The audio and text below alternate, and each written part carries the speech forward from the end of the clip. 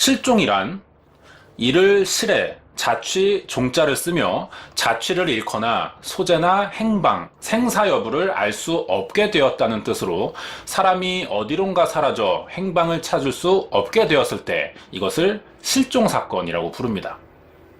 이전에 알아본 많은 미스터리 사건 중에서는 실종과 관련된 사건들이 상당히 많았습니다.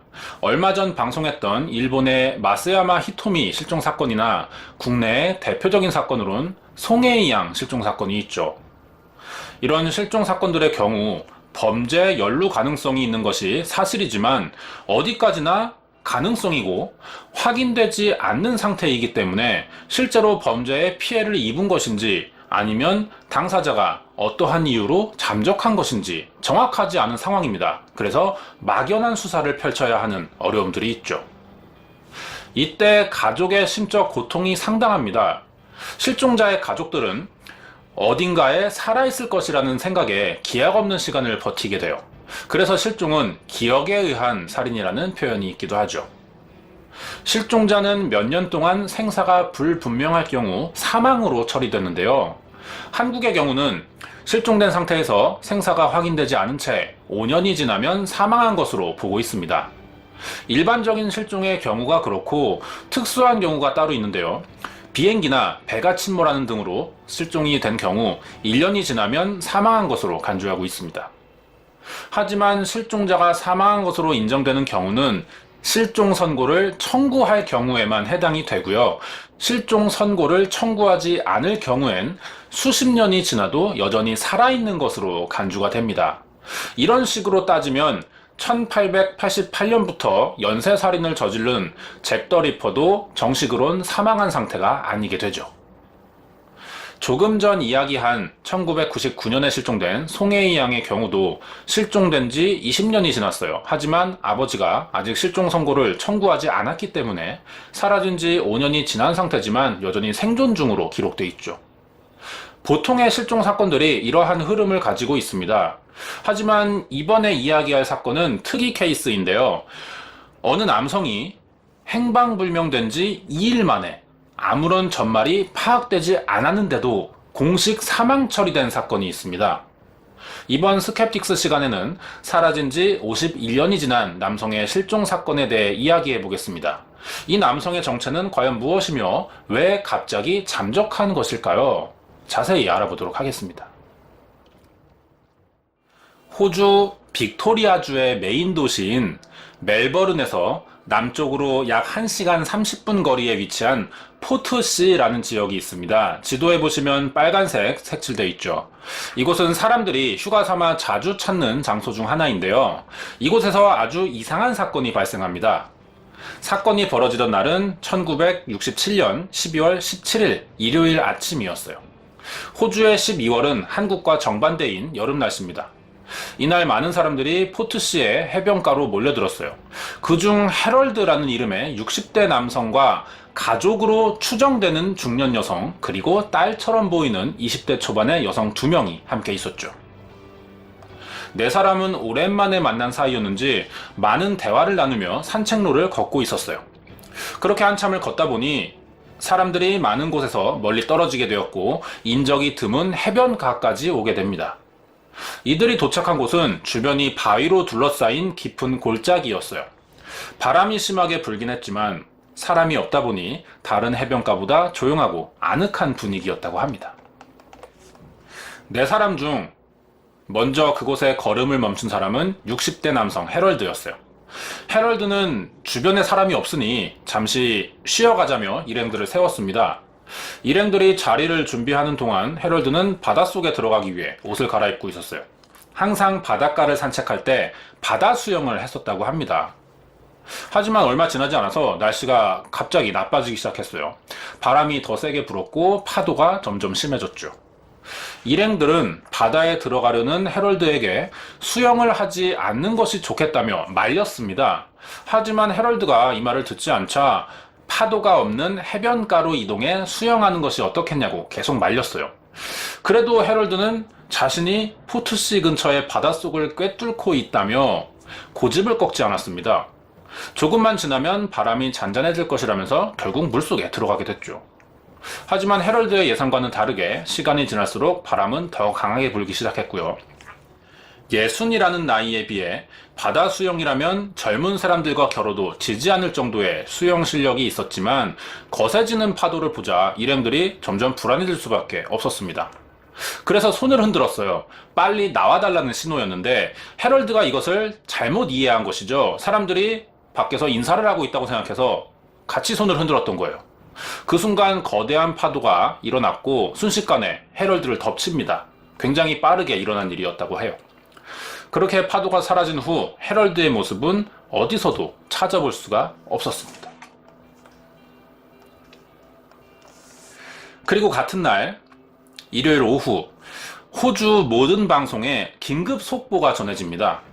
뉴스 내용은 빅토리아주의 한 해변에서 수영을 즐기던 남성인 헤럴드의 실종 소식이었죠. 이 뉴스가 전 국민을 깜짝 놀라게 합니다. 사라진 남성의 정체가 바로 당시 호주 총리를 맡고 있던 헤럴드 홀트였기 때문이었죠. 호주는 영국의 왕을 군주로 두고 있는 입헌 군주제 나라이기 때문에 대통령이 없어요. 총리가 그 일을 대신하죠.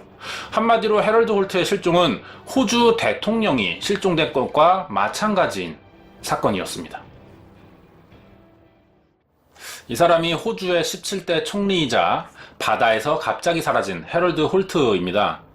헤럴드 홀트에 대해 어느 정도 알고 가야겠죠.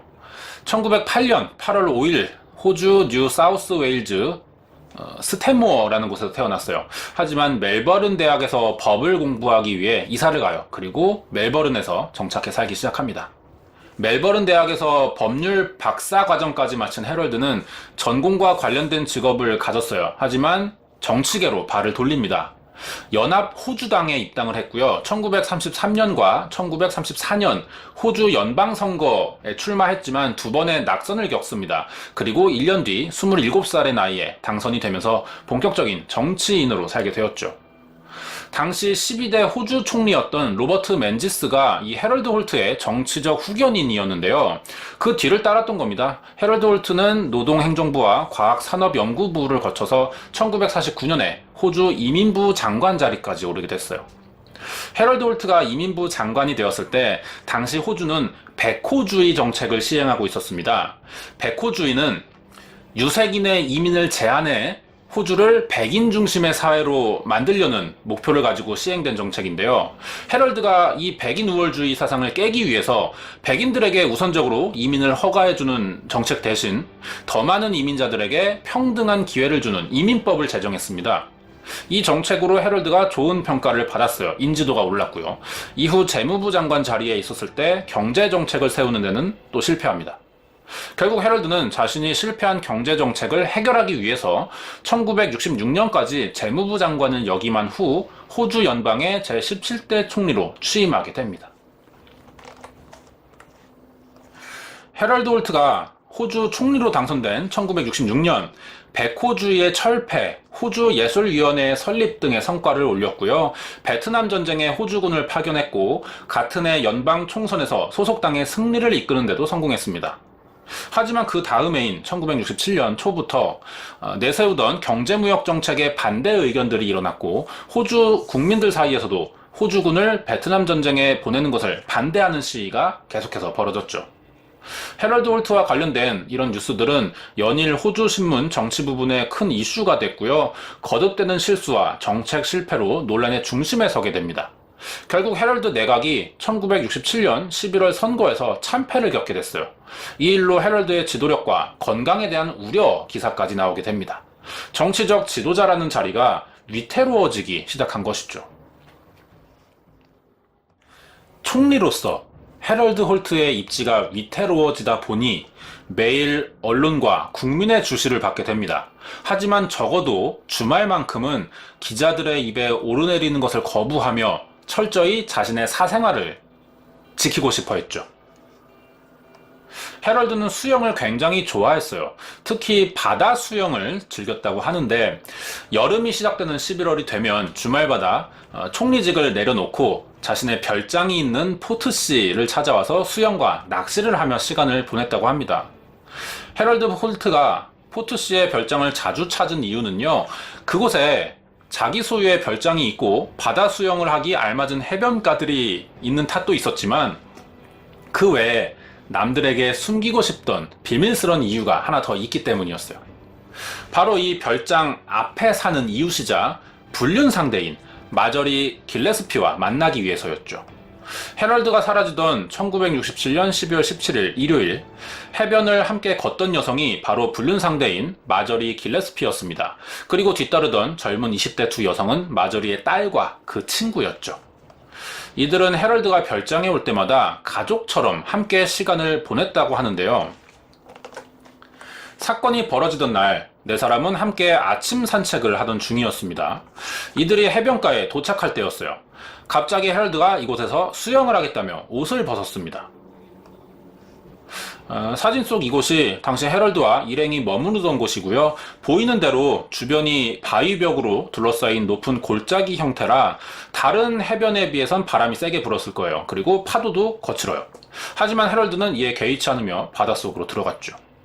원래 바다 수영을 잘 하던 사람이라 마저리나 딸은 해럴드를 끝까지 말리지 못했다고 합니다. 그렇게 한참 바다 깊숙이 헤엄쳐 들어가던 해럴드는 갑자기 이들 시야에서 사라졌고 더 이상 모습을 드러내지 않았던 것이죠. 사라진 순간을 목격한 마저리는 그 순간을 표현하길 해럴드가 마치 물 위의 낙엽처럼 매우 빠르게 그리고 완전히 사라졌다라고 설명했습니다. 표현 그대로 파도에 휩쓸려 사라진 것이죠. 아마 마저리는 경찰에 해럴드 홀트의 실종 사건을 알리기까지 많은 고민을 했을 겁니다. 한나라 총리가 실종됐다는 소식을 알려야 하는데 그러면 자신이 총리의 불륜 상대라는 사실까지 밝혀야 했기 때문이었죠. 당시 해럴드 총리가 선거에 지면서 정치적 입지가 위태로운 상황이었는데 스캔들까지 터져버리면 서로가 위험해질 것이라고 고민했을 겁니다. 이런 부분을. 해럴드는 사석에서 장난기가 많은 사람이었어요. 그래서 마저리는 처음에 해럴드가 장난을 치고 있다고 생각을 했습니다. 하지만 한참 지나도 물 밖에 나오지 않자 결국 경찰에 도움을 요청할 수밖에 없었죠. 해럴드 홀트가 실종됐다는 전화를 받은 경찰은 바닷가에서 근무 중인 해군의 도움을 받아 빠르게 수색을 시작했습니다. 총리의 실종이 전국 라디오와 뉴스를 통해 알려지자 각지에서 수색을 돕겠다는 자원봉사자들과 육군, 공군이 함께 해럴드 홀트를 찾기 위해 포트시로 몰려들었어요. 그렇게 한참을 수색했지만 해럴드를 찾을 수 없었습니다. 심지어 시체를 찾는데도 실패했어요. 이날 해럴드 홀트 총리는 감쪽같이 실종된 것이었습니다. 호주 총리인 해럴드 홀트가 실종된 지 2일이 지났어요. 하지만 여전히 시신이 발견되지 않았고 생사도 불분명했습니다. 총리 자리를 오랫동안 비워둘 수 없었던 호주 정부는 결국 해럴드 홀트가 사망한 것으로 보인다는 공식 발표를 하게 되는데요. 그리고 다시 3일 후에는 멜버른 대성당에 시신 없는 관을 두고 해럴드 홀트의 장례까지 치릅니다. 그렇게 50년이 지난 지금까지 해럴드 홀트의 시신은 끝내 발견되지 않고 있죠. 이렇게 해럴드 홀트의 실종 사건은 호주 최대의 미스터리로 불리며 지금까지 많은 호주 사람들의 관심을 받고 있는데요. 이 사건의 파급력이 어느 정도였냐면 호주 사람들이 현재 사용하는 말 중에 해럴드 홀트 라는 말이 생겼습니다.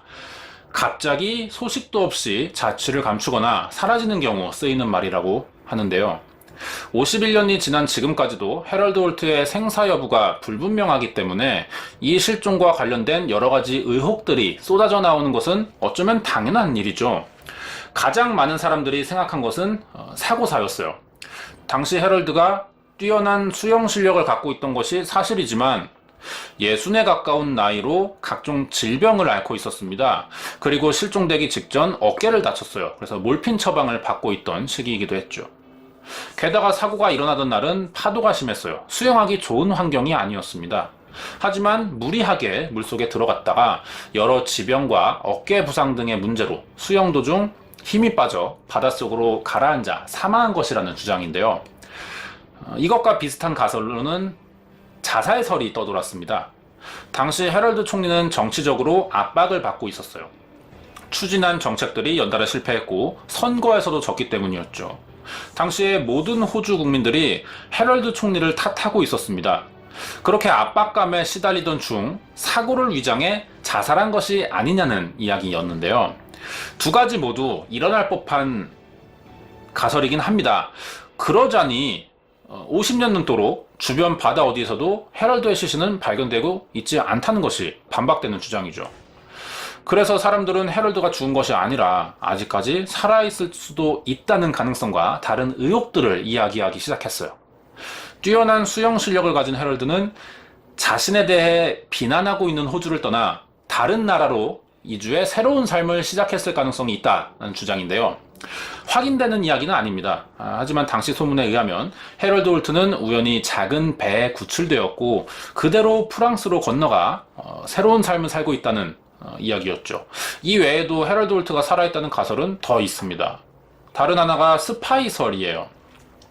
헤럴드 홀트가 중국 스파이였는데 이 사실이 발각될 것 같으니 중국이 보낸 잠수함을 타고 돌아갔다는 이야기가 있고요. 베트남전에 파병했던 호주군을 철수시키려는 의도를 알아챈 미국이 호주에 요원들을 보내서 사고사를 가장해 납치한 것이라는 이야기입니다. 납치설은 터무니없는 가설처럼 보이기도 하지만 헤럴드가 유난히 특정 장소에서 불필요한 위험을 무릅쓰면서 수영을 하겠다며 고집부렸던 것과 이민 관련 정책들을 놓고 보면 마냥 허무맹랑한 이야기라고만은 또 볼 수 없을 것 같은데요. 이외에 시신이 끝내 발견되지 않은 것을 봐서는 아마 상어들에게 잡아먹혔을 수도 있다는 이야기도 있었습니다. 이렇게 51년간 수많은 방송국과 기자들이 헤럴드 홀트의 실종 사건을 취재하며 다큐멘터리와 특집 기사들을 냈지만 아직까지 헤럴드 홀트 사건에 관한 진실은 밝혀지고 있지 않습니다. 헤럴드 홀트의 시신은 발견되지 않았지만 사망으로 처리해야 했던 이유가 있었습니다. 총리라는 특수한 신분이었기 때문이었죠. 헤럴드가 실종되자 호주는 총리직 수행이 불가능한 국가가 되었고 빨리 대체자를 찾아야 했습니다. 호주 정부도 당연히 헤럴드 총리를 찾아내려고 했지만 언제까지 총리직을 공석으로만 둘 수는 없는 입장이었어요. 그래서 사망 처리를 해야만 다음 총리를 선출할 수 있었죠. 이런 이유로 헤럴드는 사라진 지 이틀 만인 1967년 12월 19일 빠르게 공식적인 사망자 처리가 됐습니다. 그리고 부재 중이던 현직 총리의 자리를 존 맥기엔이라는 인물이 대신하게 됐죠. 현재 호주 멜버른에는 사라진 헤럴드 홀트를 기념하는 기념비와 함께 총리의 이름을 딴 헤럴드 홀트 수영장이 지어졌습니다. 갑자기 실종된 호주 현직 총리였던 헤럴드 홀트, 도대체 어디로 사라진 것일까요? 사망했다면 왜 어디에서도 시신조차 발견되고 있지 않는 것일까요? 여기까지 사라진 총리 헤럴드 홀트 실종 사건에 대한 미스터리였습니다. 전세계 미스터리한 사건 사고 소개하는 신주입니다. 여기 보이는 사진 속의 남성은 조셉 포스 크레이터라는 41살의 판사예요. 미국 뉴욕주 1심 법원에서 일했었고요. 이번 이야기의 주인공이 되죠. 지금부터 이 남성을 크레이터라고 부르겠습니다. 크레이터는 1889년 1월 5일 미국 펜실베니아주의 이스턴이란 지역에서 4명의 형제 중 장남으로 태어납니다. 아일랜드에서 온 이민자 가정이기도 했어요. 그리고 1911년에 대학을 졸업했지만 공부를 더 하고 싶은 마음에 콜롬비아 대학에 진학합니다. 법학을 전공했죠. 콜롬비아 대학은 지금도 미국에서 손꼽히는 명문대입니다. 학업에 많은 관심이 있던 학생으로 보이고요. 1916년에는 법학 학위도 받았어요. 이렇게 변호사 사무실을 열게 됩니다. 그러자 바로 손님이 찾아옵니다. 이혼 소송을 준비하던 스텔라 맨스 휠러라는 사람이에요. 재미있는 건 이 둘이 소송을 준비하면서 친분을 쌓았고요. 연인 관계로 발전했다는 거죠. 그리고 1917년에 소송이 끝나자 결혼해요. 부부가 됐어요. 크레이터 부부는 주변에서 보기에도 아주 사이가 좋아 보였습니다. 돈도 잘 벌었고 가정이 생겼어요. 생활이 안정되니까 크레이터가 정치에 관심을 가지기 시작한 거죠. 당시 북미에서 가장 큰 사회단체인 시그마 치의 회원으로 가입합니다. 그래서 미국 민주당 당원 모임 회장으로 재직하게 됐어요. 여기에 민주당 뉴욕 지부와 연대를 하면서 세력이 좀 생기는 거죠. 1930년엔 뉴욕주 대법원 판사로 재직하게 됩니다. 정치와 법조인으로 부지런하게 활동한 덕에 높은 자리까지 앉을 수 있었어요. 이렇게 크레이터는 계속 신분이 올라가고 있었습니다. 판사로 임용된 후 크레이터는 아내와 미국 북동부에 있는 메인주라는 곳을 가는데요. 여기 벨그레이드라는 호수가 있습니다. 별장을 한 채 사서 휴가를 보내는 거예요. 그런데 이때부터 아주 이상한 일이 발생했다고 합니다. 판사가 된 크레이터에게는 어떤 일이 일어났을까요? 다음 이야기가 궁금하시면 구독과 좋아요 부탁드립니다. 1930년 여름, 부부가 휴가를 보내던 중 별장으로 알 수 없는 전화 한 통이 걸려옵니다. 뉴욕에서 건 전화였는데요. 무슨 대화가 오갔는지 모르겠지만 크레이터는 이 전화를 받고 잠깐 고민하다가 아내에게 며칠간 뉴욕에 다녀오겠다며 혼자 별장을 나왔습니다. 문제는 이 전화가 아내에게 누구한테 걸려온 전화인지 어떤 이유로 갑자기 남편을 찾는지 말해주지 않았다는 거예요. 아내인 스텔라는 여기서 왠지 모를 찜찜함을 느꼈지만 남편이 일이 있다니까 보내줄 수밖에 없는 거죠. 크레이터는 뉴욕에 돌아왔습니다. 곧장 자신의 집으로 향했는데 일이 있어서 뉴욕에 간다고 아내에게 말했지만 정작 남편이 만난 사람은 내연 관계에 있는 술집 여성인 셀리 루 리츠였습니다. 여기 오른쪽 여성이 셀리 루 리츠예요. 크레이터는 셀리와 함께 뉴저지주에 있는 애틀랜틱 시티로 이동했어요. 여기서 둘이 뭘 했는지는 정확히 밝혀지지 않습니다. 그리고 며칠이 지나서 크레이터는 아내가 혼자 있는 별장으로 돌아와요. 하지만 무슨 일로 갔다 왔는지는 끝까지 얘기해주지 않았습니다. 그럴 수밖에 없었겠죠. 판사라는 사람이 아내와 휴가 중에 그것도 갑자기 집으로 돌아가 내연녀를 만나고 왔다는 사실이 공개되면 아내는 당연하고요. 사회적으로 문제가 될 겁니다. 당분간 매일 뉴스와 신문에 나오겠죠. 그럼 그동안의 정치적 이미지에도 타격이 생길 거고요. 아내에게 이혼당할지도 모르고요. 8월 3일이 됐어요. 다시 크레이터는 휴가 도중에 또 일이 생겼다며 뉴욕에 돌아갑니다. 이때도 아내에게 왜 가는지는 말해주지 않았고요. 아내가 서운해했어요. 그러자 눈치가 좀 보였는지 스텔라의 생일인 8월 9일까지는 꼭 돌아오겠다는 약속을 했습니다. 하지만 이게 아내인 스텔라가 본 남편의 마지막이었어요. 사라졌습니다. 이렇게 크레이터의 실종은 20세기 미국의 가장 미스터리한 실종 사건으로 남게 됐죠. 알려진 이야기에 따르면 다음 날 뉴욕에 돌아온 크레이터는 바로 자신의 집에 들어갔다고 합니다. 여기서 다음 날까지 아무것도 하진 않았어요. 사실 정확히 알 수는 없습니다. 나중에 조사에서 특이점이 발견된 건 아니었기 때문이죠. 8월 6일이 됩니다. 크레이터는 사무실로 출근해요. 그동안 자신이 다룬 모든 재판 기록을 뒤지며 2시간 동안 시간을 보냈습니다. 그러다가 어떤 계획이 생각난 것처럼 자신의 비서를 시키는 거예요. 수표 2장을 주면서 은행에 가 현금 5,150달러로 바꿔오라는 지시를 했어요.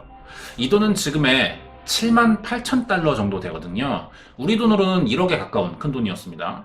그리고 비서와 함께 금고에서 가방 2개를 꺼냈고요. 이 가방을 가지고 자택으로 돌아가면서 일을 다 시킨 비서에게는 퇴근하라고 지시했습니다. 여기까지가 비서에게서 확인된 증언이었어요. 이런 정황으로만 보면 분명히 크레이터에게는 무슨 일이 생긴 것 같고요. 자신의 신변을 정리한 뒤 어딘가로 떠나려는 것처럼 보이기도 합니다. 자, 같은 날 저녁이 되자 크레이터는 뉴욕 브로드웨이 공연 매표소 앞에 나타나요. 갑자기 뮤지컬 공연 티켓 한 장을 구매한 겁니다. 정리해보면 1억에 가까운 돈을 찾았고 금고에선 가방도 꺼냈어요. 금고에 있다는 점에서 이 가방은 뭔가 중요한 게 들어있는 것 같습니다. 큰 돈을 들고 있는 상태고요. 그런데 이런 상황에서 갑자기 뮤지컬을 본다는 게 어딘가 행동이 좀 이상해 보이죠. 크레이터는 주변 사람들이 보기에도 알 수 없는 행동을 계속 보였습니다. 티켓을 예매한 다음에 식당을 가요. 이 식당에서 변호사 친구였던 윌리엄 클라인과 내연 관계에 있던 셀리 루 리츠를 만났어요. 셋이 밥을 먹었다고 합니다. 두 사람은 크레이터와 식사할 때 전혀 수상한 낌새를 보이진 않았고 평소 같았다고 증언했어요. 오히려 크레이터는 기분이 더 좋아 보였다고 했습니다. 9시가 넘었어요. 식사가 끝납니다. 크레이터와 이 두 사람은 식당 앞에서 각자 헤어졌는데요. 그리고 10분쯤 크레이터는 택시를 탑니다. 아까 공연 티켓을 예매했었단 말이에요. 그런데 택시를 타고 어디론가 가버려요. 어디를 갔는지도 알 수 없습니다. 크레이터가 택시를 탄 오후 9시 10분이 최종 확인된 마지막이었던 거예요. 크레이터가 뉴욕에서 실종된 사실을 전혀 모르고 있던 아내 스텔라는 별장에서 계속 남편을 기다리고 있었습니다. 하지만 8월 9일 약속한 날이죠. 남편이 돌아오지 않자 법원에서 같이 일했던 판사와 친구들에게 전화를 걸어 행방을 알아봤어요. 과연 크레이터를 본 사람은 있냐는 겁니다. 목격자는 한 명도 없었어요. 스텔라의 연락을 받은 사람들은 크레이터가 이유 없이 사라질 사람은 아니니 걱정 말고 기다리라며 별 관심을 보이지 않았습니다. 휴가는 끝나가는데 아무리 기다려도 남편이 돌아오지 않으니 답답했겠죠. 하지만 아내가 할 수 있는 건 아무것도 없었습니다. 자, 8월 25일이 됐어요. 법원에서 재판은 계속 열렸습니다. 하지만 크레이터는 나타나지 않았고요. 이제야 사건의 심각성을 인지한 법원은 크레이터를 찾아보려고 합니다. 사회적 지위가 있는 집단이에요. 그러다 보니 일을 크게 만들고 싶지 않았겠죠. 사설 탐정을 고용해서 크레이터를 찾아보려고 했어요. 하지만 아무런 단서가 나오지 않습니다. 결국 크레이터 실종 한 달 만인 9월 3일 경찰에 실종 신고를 했죠.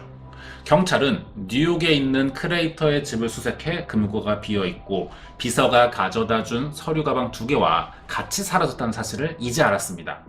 이때 크레이터의 사생활이 밝혀지는데요. 이 사람은 평소 술 마시러 다니기를 아주 즐겼고 아내와 금술이 좋았는데도 몰래 다른 여성들을 만났다는 사실이 공개됐습니다. 한둘이 아니었어요. 여기서 더 이상했던 건 내연 관계의 여성 중 이 사람은 비비안 고든이라고 합니다. 갑자기 사망했어요. 그나마 크레이터와 자주 만나던 그 셀리 루 리츠라는 사람도 8, 9월 사이 뉴욕에 있다가 오하이오주로 이사를 갔고요. 크레이터의 행방이 드러나지 않던 중에 알고 지내던 사람들이 사망하거나 다른 곳으로 사라지면서 사건이 더 미스터리해졌죠. 나중에 발견된 셀리는 진술 과정에서 단순히 아버지 건강이 악화돼 고향에 간 것이라고 말했고요. 자신도 8월 이후에 크레이터는 본 적이 없다고 했습니다. 주변 사람들도 크레이터의 행방을 찾는데 별 도움이 되지 못했어요. 실종 2달째입니다. 10월. 법원에서 대배심이라는 게 열리는데요. 일반 시민 가운데 무작위로 선발돼서 기소를 하는 제도입니다. 크레이터의 실종 사건을 전면 조사하기로 결정한 거죠. 이때 증인 95명이 소환됐어요. 이 사람들의 증언을 기록한 문서만 975페이지가 됐습니다. 하지만 이 문서들이 정작 수사에 별 도움은 되지 못했다는 거예요. 크레이터의 신변 안전을 고려해서 비밀 수사로 진행된 사건이었지만 실종이 장기화되자 혹시라도 있을지 모르는 목격자를 찾아보기로 합니다. 언론에 대법원 판사 크레이터의 실종 사건을 대대적으로 보도한 거죠. 이 사람을 목격한 적이 있거나 행방을 알고 사건 해결에 결정적인 도움을 줄 수 있는 제보자에게는 $5,000의 포상금을 준다는 광고를 내보냈습니다. 그런데 오히려 이 결정이 수사기관과 경찰을 곤란하게 만들었어요. 도움을 주기는커녕 장난 전화만 수천 건이 걸려온 겁니다. 오히려 방해가 됐고요. 아무것도 하지 못한 채 시간만 지나고 있었죠.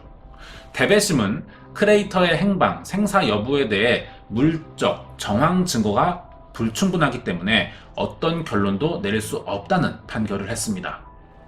다음 해인 1931년 1월, 아내 스텔라가 부부의 집인 뉴욕에 돌아왔어요. 여전히 남편을 기다리고 있는데요. 집을 청소하던 중 장롱 서랍 안에서 수표 몇 장과 주식, 채권, 생명보험 증서 3장, 그리고 남편이 직접 작성한 것으로 보이는 메모 한 장을 발견하게 됩니다. 자, 여기엔 크레이터가 가지고 있던 재산이 자세히 적혀 있었고요. 마지막 줄엔 나는 매우 피곤하다는 짧은 글이 적혀 있었습니다. 주변 사람들과 아내가 기억하는 크레이터 판사는 성실히 맡은 일을 해오던 전도 유망한 판사였어요.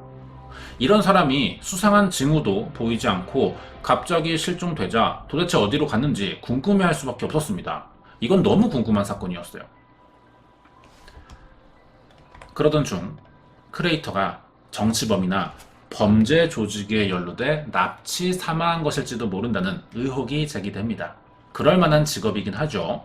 크레이터가 뉴욕 대법원 판사까지 올라가는데 많은 지지를 해준 민주당원들이 있죠. 이 사람들과 어떤 입장 차이로 미움을 샀다거나 범죄 조직에 관련된 사건을 맡으면서 이들에게 불리한 판결을 내린 적이 있다면 원한을 사기에 충분한 정황이 생기는 거예요. 그리고 크레이터가 초자연적인 힘으로 4차원 공간에 빨려 들어갔기 때문에 흔적 없이 사라질 수 있었던 것이라는 황당한 추측을 한 사람도 있었습니다. 이 두 번째 의견은 과학이 크게 발달하지 않은 시기였지만 그 당시에도 신빙성 있게 받아들여지는 이야기는 아니었어요. 사건 이후에 많은 시간이 지나서 미제 사건으로 남았지만 이 사건이 계속 전해지는 이유는 실종당하기 전 크레이터의 행적부터가 아주 수상하기 때문이었습니다. 자, 이상한 점 첫 번째는요. 아내와 휴가를 갔을 때 중간에 어떤 전화를 받았어요. 그리고 아무런 이유를 설명하지 않은 채 별장을 나와 내연녀를 만나고 다른 곳에 갔다는 겁니다. 그리고 돌아왔지만 며칠 만에 자택에서 또 혼자만의 시간을 보냈고요. 두 번째는 자신의 금고를 모두 비운 뒤 가지고 있던 수표를 현금으로 바꿨고 비서에게 서류 가방을 받은 뒤 보지도 않을 뮤지컬 표를 타서 택시를 타고 사라졌다는 겁니다. 이 수상한 두 가지 행적으로 볼 때 크레이터가 갑자기 5,150달러의 현금을 마련한 이유는 평소 많은 여성들과 내연 관계를 맺어왔고 그중 브로드웨이 술집의 여성과 불륜을 저질렀는데 이 여성이 협박을 해온 겁니다. 그래서 입막음용으로 합의금이죠. 거액의 현금을 줬지만 이 여성은 액수가 적다고 생각한 거예요. 그래서 평소 알고 지내던 갱단을 불러 크레이터에게 보복을 한 거죠. 목숨을 빼앗고 안매장했을 것이라는 주장이 있었습니다.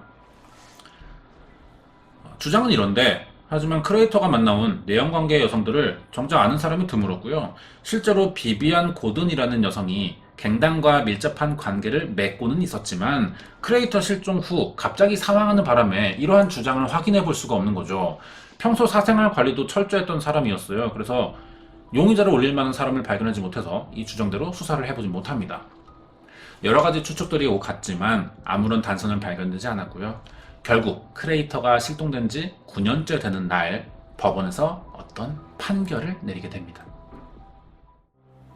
1939년 6월 6일 뉴욕 법원은 크레이터가 공식적으로 실종 상태임을 선고해서 법률상 사망한 사람이 됐습니다. 그래도 뉴욕 경찰은 포기하지 않고 계속해서 크레이터의 행방을 아는 사람들의 제보를 받으며 수사를 이어가는데요. 새로운 가설 하나가 또 나옵니다.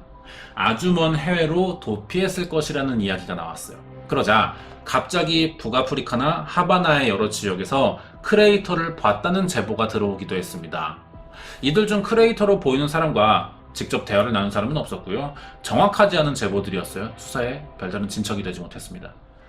결국 크레이터 판사 실종된 지 49년째인 1979년 뉴욕 경찰은 공식적으로 크레이터 실종 사건의 수사를 종결한다는 발표를 했습니다. 수사를 포기한 거죠. 크레이터를 납치하거나 살해한 범인을 찾더라도 시간이 너무 지나 고령의 상태가 됐을 거예요. 이미 사망했을 가능성이 너무 높고 일단 공소시효도 만료돼서 잡더라도 처벌할 수는 없는 거죠. 아마 크레이터의 유해도 찾을 확률이 희박하다는 판단에서 이렇게 결론 내린 것 같습니다. 크레이터 실종 이후 1975년 미국엔 지미 호파라는 유명 노조의 대표도 실종된 적이 있습니다. 아직도 단서를 찾지 못한다는 점에서 이 사건과 유사한 면이 많아요. 두 사람 다 미국에서 영향력을 많이 행사했고 평소 마피아 등 갱단에 연루되면서 보복성 피살을 당한 것이 아닌가 이런 추측들이 있었습니다. 왜 이런 타당한 증거가 없이 막연한 추측들이 생겨나냐면요. 보통 유명인이 실종되거나 사망했을 때 항상 음모론처럼 수상한 정황이 있다는 식의 이런 이야기들이 뒤따르게 됩니다. 이런 특성으로 여러 가설과 가능성들이 존재하지만 주장을 뒷받침해줄 증거가 딱히 없기 때문에 대부분은 실체가 없는 루머로 남는 경우들이 많죠. 이렇게 크레이터 판사 실종 사건은 20세기 미국의 최대 미스터리로 많은 사람들에게 꾸준히 이야기가 전해지고 있었어요.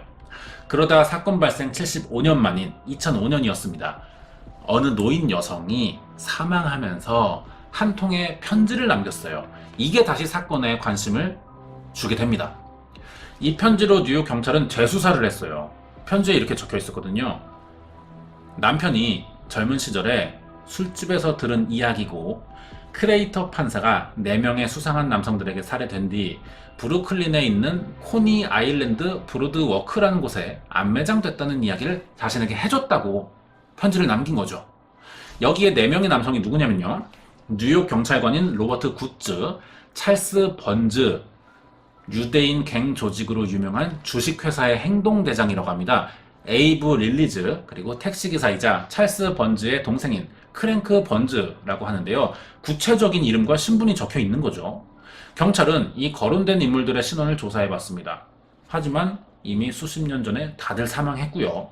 편지를 남긴 여성의 남편도 사망했습니다. 그래서 언제, 어느 술집에서 이 이야기를 들었었는지 결국 입증할 증거를 또 찾지 못하게 된 거예요. 크레이터 판사가 묻힌 곳으로 추정되는 곳이 어디냐면요. 현재 뉴욕 아쿠아리움이 지어진 장소입니다. 이 건물을 다 헐고 땅을 파볼 수도 없는 일이잖아요. 대신 크레이터 판사가 실종된 시기에 브루클린 지역에서 발견된 유해를 모두 대조해보겠다고 밝히긴 했습니다. 경찰이. 그래도 사건으로부터 너무 오랜 시간이 지났어요. DNA 감식 작업이 어려웠고 크레이터로 추정되는 유해를 발견해도 정작 크레이터의 샘플이 없다는 거죠. 따라서 대조할 수는 있지만 정확한 어떤 결론을 내릴 수는 없는 상태입니다. 실종이나 편지에 대한 아무런 진위 여부도 가리지 못했어요. 대체 크레이터 판사는 왜 많은 돈을 들고 나는 매우 피곤하다는 짧은 글만 남긴 채 아무런 흔적을 남기지 않고 사라지게 된 걸까요? 시기상 지금 크레이터가 사망할 수밖에 없습니다. 90년이 지났거든요. 그래서 크레이터 판사가 어디로 갔고 어떻게 사망했는지 아무도 알 수 없는 상태예요. 아내였던 스텔라도 남편을 기다리다가 생사를 결국 알지 못한 채 사망했죠. 실종자가 아무런 징후도 없이 사라지고 많은 시간이 지난 사건의 경우는 사건 해결에 어려움을 겪을 수밖에 없습니다. 만약 당시 사건에 도움이 될 만한 내용을 아는 사람이 보복이 두려워서 말을 꺼내지 못했다고 해도 지금 이 사람도 살아있을 가능성이 없죠. 사망했을 겁니다. 범인이 있어도 이 사람도 사망했겠죠. 아무것도 추적할 수 없는 거예요. 현재 장기 영구 미드 사건의 공소시효는 대부분 폐지되어 있습니다. 그래서 또 다른 단서가 발견된다면 재수사를 해볼 수 있어요. 하지만 별다른 소식이 아직까지 들려오지 않는 것을 보면 크레이터 실종 사건은 계속 영구 미제로 남을 가능성이 높아 보입니다. 이런 경우엔 거의 확정적이라고 말할 수도 있어요. 해결 안 될 것 같습니다. 준비한 내용은 여기까지예요. 끝까지 봐주셔서 감사드리고요. 이번 이야기는 20세기 미국의 가장 미스터리한 실종 사건이라고 불리는 크레이터 판사 실종 사건 파일이었습니다.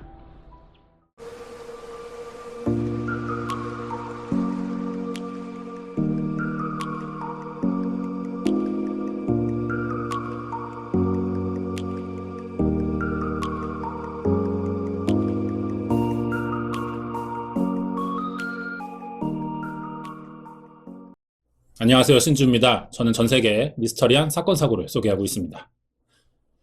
여러분은 현재 전 세계 최대의 영상 플랫폼인 유튜브를 통해 제가 만든 영상을 시청하고 있습니다. 유튜브에서 채널을 만들고 영상 제작과 업로드를 통해 시청자와 소통하고 이 과정에서 발생하는 광고 수익으로 경제 활동까지 하는 사람을 유튜버라 부르죠. 유튜브는 실시간으로 올라오는 전 세계의 다양한 영상으로 쉽게 정보를 접할 수 있다는 장점이 있어요. 그래서 현재 스트리밍 시장과 영상 플랫폼 부문에서 가장 높은 점유율을 보유하고 있습니다. 여러분은 아마 거의 매일 유튜브에 접속해서 여러 영상을 찾아보고 있을 거예요. 유튜브 없이는 이제 살 수 없는 몸이 된 거죠. 저도 유튜브를 하지 않고는 이제 살 수 없는 몸인 것 같습니다. 이런 이야기를 꺼낸 이유는요, 이번 사건이 유튜브를 직업으로 하는 유튜버의 이야기라서 그렇습니다. 2014년쯤에 유튜브에서 인간이 쉽게 갈 수 없는 지역의 탐험과 하이킹 콘텐츠를 전문적으로 제작하는 케니 비치라는 이름의 유튜버가 있었습니다. 이 남성은 미국 네바다주에 살던 47살이었어요. 평소 인적이 드문 곳을 찾아가 소개하길 좋아하는 사람이었습니다. 그리고 어느 날 이 남성은 의문의 영상을 갑자기 남기고 사라지는데요. 어떤 일이 있었고 케니 비치가 남겼다는 의문의 영상이 또 무엇일지 오늘 알아보도록 하겠습니다. 케니 비치라는 사람에게 어떤 일이 있었는지 궁금하시면 구독과 좋아요 부탁드립니다. 2014년 10월 유튜브에서 엄청난 조회수를 기록하며 많은 사람들의 관심을 받은 영상 하나가 있었습니다. 인간의 발이 닿지 않는 오지를 전문으로 탐험하는 유튜버 케니 비치라는 남성이 미국 네바다주 넬리스 공군 기지 근처에서 하이킹을 하고 있었어요.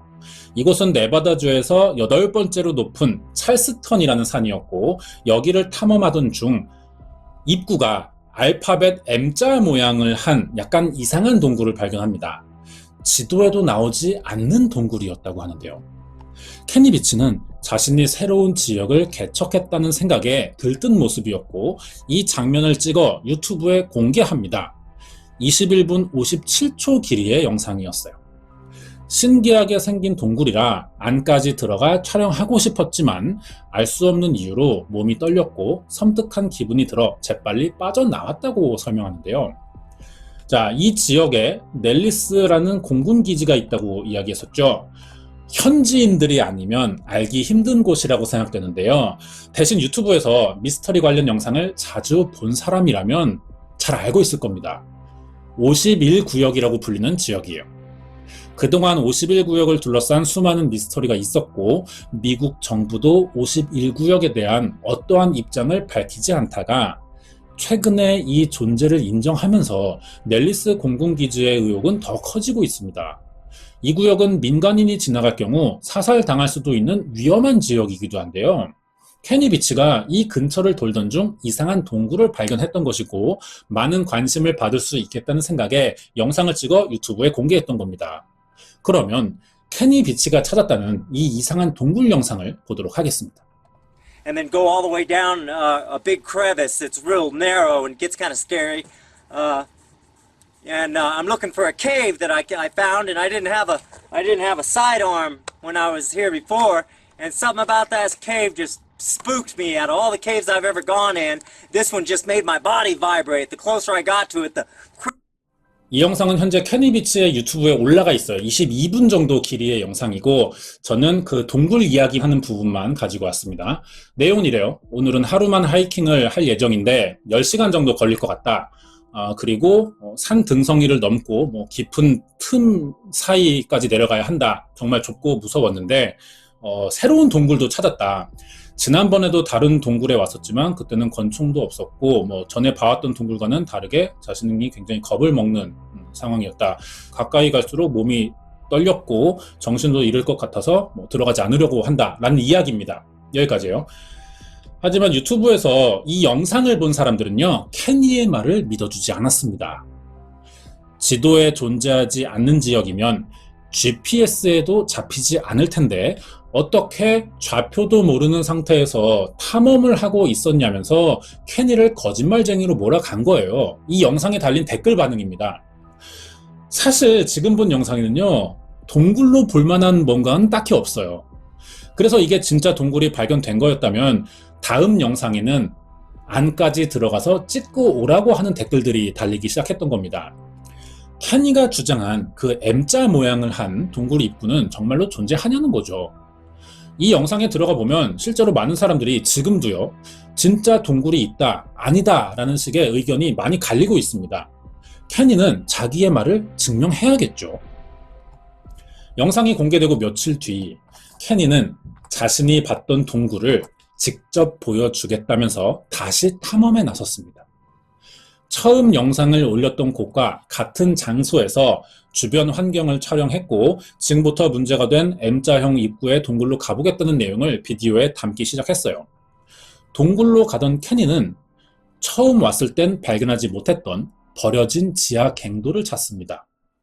갱도는 광물을 캐기 위해 사람이나 화물이 드나들 수 있도록 광산 안에 만든 굴이에요. 지금은 쓰지 않고 여기는 버려진 폐기물이 있는 굴이었다고 합니다. 지하 갱도까지는 발견했지만 케니는 여기에 관심이 없었어요. 중요한 건 그 M자 모양의 동굴 입구니까요. 그런데 이상한 겁니다. 동굴을 찾은 장소까지는 갔는데 입구가 안 보이는 거예요. 케니는 다시 집에 들어와서 그날 찍은 영상을 보여주며 허탈해했었다고 합니다. 이 영상을 다시 볼게요. 주변을 보여주고 있어요. 자기가 지난번에는 이 위치에서 동굴을 봤는데 같은 장소에 또 왔지만 지금은 없다는 겁니다.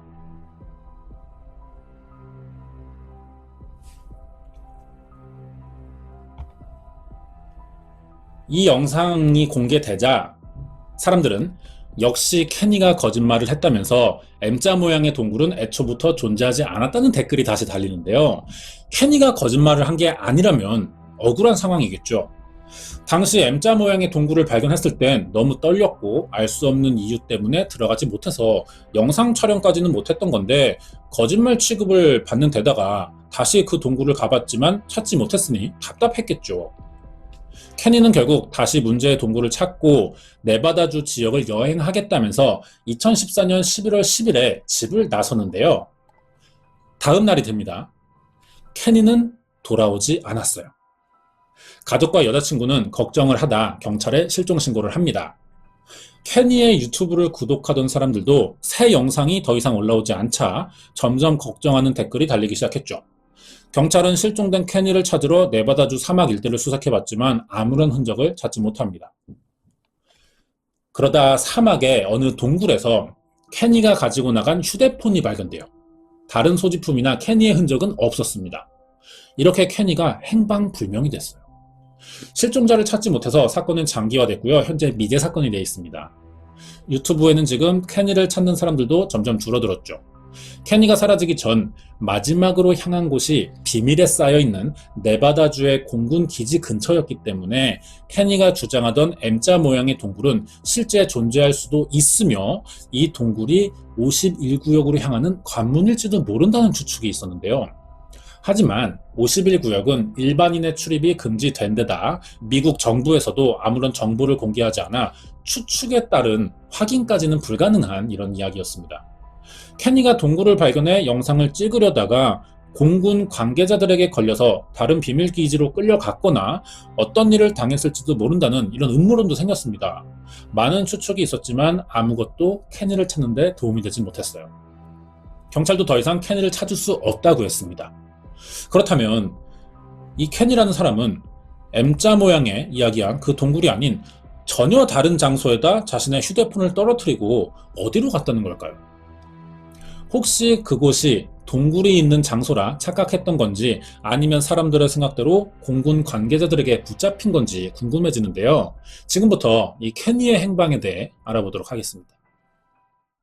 케니가 실종된 지 한 달이 지났어요. 여전히 아무런 소식이 없었습니다. 경찰은 가족들의 이야기를 들어봤는데요. 그때 케니를 실종 신고한 여자친구입니다. 시론 필그림이라고 하는데 이 사람에게서 뜻밖의 이야기를 들을 수 있었어요. 지금이라도 어딘가에서 잘 살아있으면 빨리 돌아와 주길 바라지만 사실 케니는 남모를 고민이 있었다고 합니다.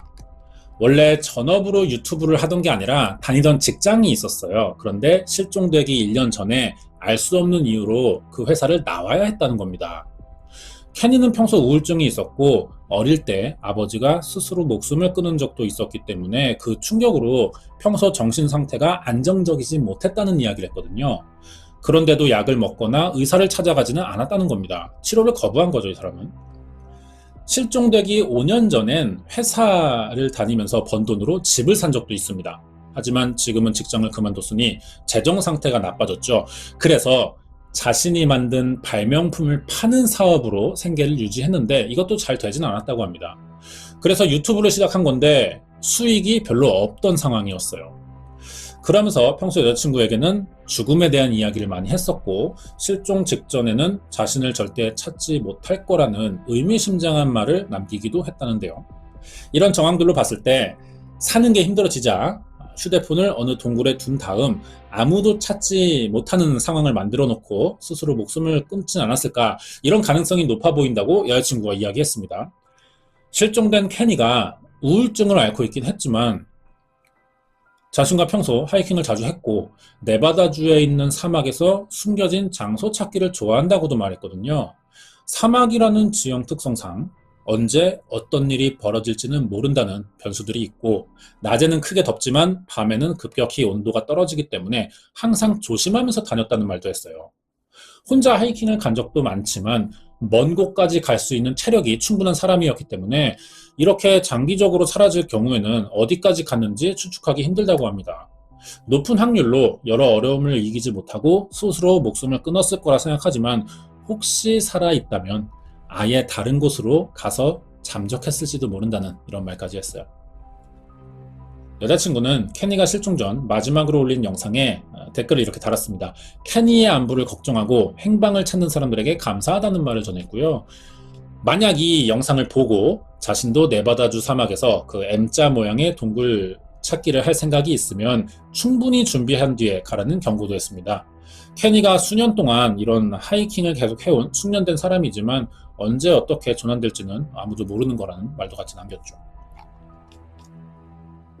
몇 가지 영상만 남기고 사라진 케니 비치는 평소 어떤 사람이었을까요? 여자친구가 영상에 남긴 댓글들을 통해 평소 우울증을 앓던 사람이었고 실종 전 여러 어려운 환경에 처해 있었다는 것을 추측할 수는 있지만 정말 오지 탐험을 하다 실종된 사람인지는 한번 따져볼 필요가 있다는 겁니다. 먼저요. 유튜브에 자신이 M자 동굴을 발견했다면서 많은 관심과 조회수를 모으기도 했지만 원래 이 사람은 오지를 전문으로 탐험하는 유튜브 채널은 운영하지 않았습니다. 하이킹은 취미로 해오던 사람이었고요. 여자친구와 같이 다니거나 혼자 사막 다니기를 좋아하는 정도예요. 사실 전문가는 아니라는 거죠.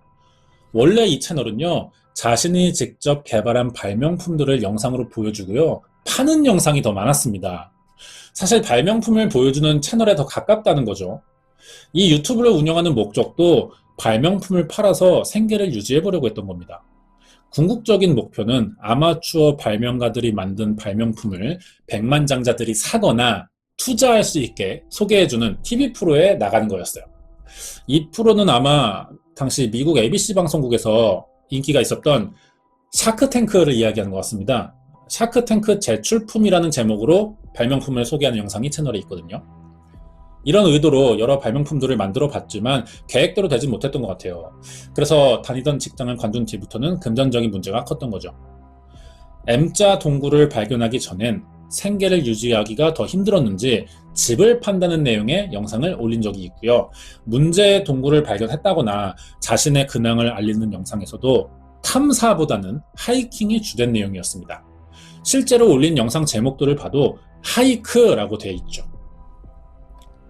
결론부터 이야기하자면 우연히 취미로 하이킹을 하던 중 M자 모양 입구 동굴을 발견했었고 여기에 들어가 보려다가 이상한 느낌이 들어서 빨리 도망쳐 나왔다는 내용의 영상을 올려서 사람들에게 관심을 받은 겁니다. 동시에 거짓말이라며 영상을 믿어주지 않는 사람들이 많아지자 이 동굴을 직접 보여주겠다면서 또 다른 영상을 찍으러 갔지만 결국 찾지 못했어요. 평소 우울증과 재정적 어려움을 겪던 케니는 시청자들이 자기 말을 믿어주지 않자 다시 M자 동굴을 보여주겠다고 나섰지만 찾지 못한 겁니다. 그래서 이 우울증을 견디지 못해 스스로 목숨을 끊은 것이라는 추론이 가장 합리적인 생각인 것 같습니다. 마지막으로 케니가 공군 관계자나 정부 요원들을 만나 어떤 일을 당한 것이라고 추측하는 사람들이 있었죠. 51구역이라고 불리는 넬리스 공군기지와 케니가 실종된 장소는 실제로 거리가 먼 곳입니다. M자 동굴의 실체가 정확히 밝혀지지 않자 공군기지로 향하는 비밀 통로라는 주장도 있었지만 근거가 빈약한 음모론에 가깝다고 볼 수 있습니다. 여기서 정확히 구분할 게 있는데요. 넬리스 공군기지와 51구역은 개별적으로 운영되는 곳입니다. 그래서 다른 장소, 별개의 장소라고 보는 게 더 맞아요. 현재로서 케니의 주장, 그 M자 동굴을 발견했다는 그 주장은 증거자료가 없는 이상 신빙성이 떨어지기 때문에 이 동굴의 실체를 가려내지 않는 한 어떤 기지로 연결되는 비밀 통로라는 말은 케니 비치의 실종에 어떤 외계인이나 국가기관의 비밀 같은 음모론을 좋아하는 사람들이 꾸며낸 이야기밖에 안 된다는 거죠. 실제로 케니가 살아 돌아왔지만 이 유튜브라는 게 사람들의 관심과 조회수로 영상 수익을 올리는 구조예요. 그렇다 보니 이 상황을 조작한 조작 영상이라는 말도 있었는데요. 이건 케니의 여자친구가 직접 해당 영상에 장문으로 댓글을 남겨서 사실 확인이 됐습니다. 만약 케니가 스스로 목숨을 끊으려다가 생각을 바꿔서 돌아왔다면 그걸 가장 먼저 알리는 쪽도 여자친구였을 거예요. 이런 생각할 수도 있죠, 반대로. 혹시 이 여자친구와 같이 계획한 조작이었다면 이야기는 좀 다를 수도 있을 겁니다. 그러자니 이 채널은 구독자가 많이 늘어나지도 않았어요. 이후에 영상은 5개밖에 없고요. 그것도 5년 전 영상이 마지막입니다. 돈을 위해 관심과 조회수를 노린 조작이었다면 채널은 계속 운영돼야겠죠.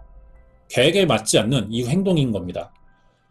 지금도 케니의 행방은 알 수 없는 상태예요. 가장 먼저 확인해야 될 부분은 그날 케니가 목표로 했던 동굴과 다른 곳에 휴대폰을 남기고 어디로 사라졌느냐인데요. 이 부분에 대한 단서가 전혀 발견되고 있지 않습니다.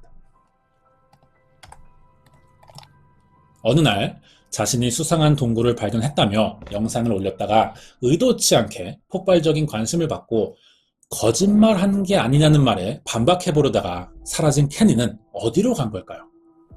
지금 유튜브에선 이 케니처럼 미스터리한 영상을 남기고 사라지는 유튜버들이 늘어나고 있습니다. 어떤 사고나 사건을 겪어 사망했다는 사실도 확인되고 있죠. 실제로 사건을 겪은 사람도 있고요. 목격한 사람도 있고요. 관심을 끌어보려다 조작인 것을 들키는 경우도 많았습니다. 케니는 이 3가지 경우 전부 다 확인되지 않고 있어요. 실종자로 접수되어 있는 사람이고요. 사건 발생 6년째인 지금도 행방불명입니다. 많은 나라에서는 사람이 실종된 지 오랜 시간이 지나면 생사 확인 여부와 상관없이 법적으로 사망 신고를 할 수가 있어요. 케니의 가족이나 여자친구로부터 어떤 소식이 들려오고 있지 않기 때문에 지금 이런 결정이 있었는지도 아직은 알 수 없는 상태입니다. 음모론을 좋아하는 사람들의 말처럼 정부 관계자나 51구역이 아니면 넬리스 공군기지 군인들에게 끌려간 것이라는 주장도 케니의 가족에게는 어쩌면 2번의 상처가 될 수도 있을 거라는 생각이 좀 듭니다. 그렇기 때문에 근거 없이 주장을 함부로 펼쳐서는 안 되겠죠. 케니가 실종되기 전 우울증이 있었고 경제적으로 어려움을 겪었다는 정황을 볼 때 스스로 목숨을 끊으러 간 것이라는 게 유력한 상태긴 합니다. 하지만 이것도 사실 확인은 안 되는 추측밖에 되지 않아요. 유력하더라도. 이 사건을 해결하려면 케니를 찾는 수밖에 없어 보입니다. 문제는 아직까지 찾을 방법이 없다는 거죠. 준비한 내용 여기까지입니다. 끝까지 봐주셔서 감사드리고요. 이번 이야기는 의문의 동굴을 찾으러 갔다 사라진 유튜버 케니 비치의 실종 사건 파일이었습니다.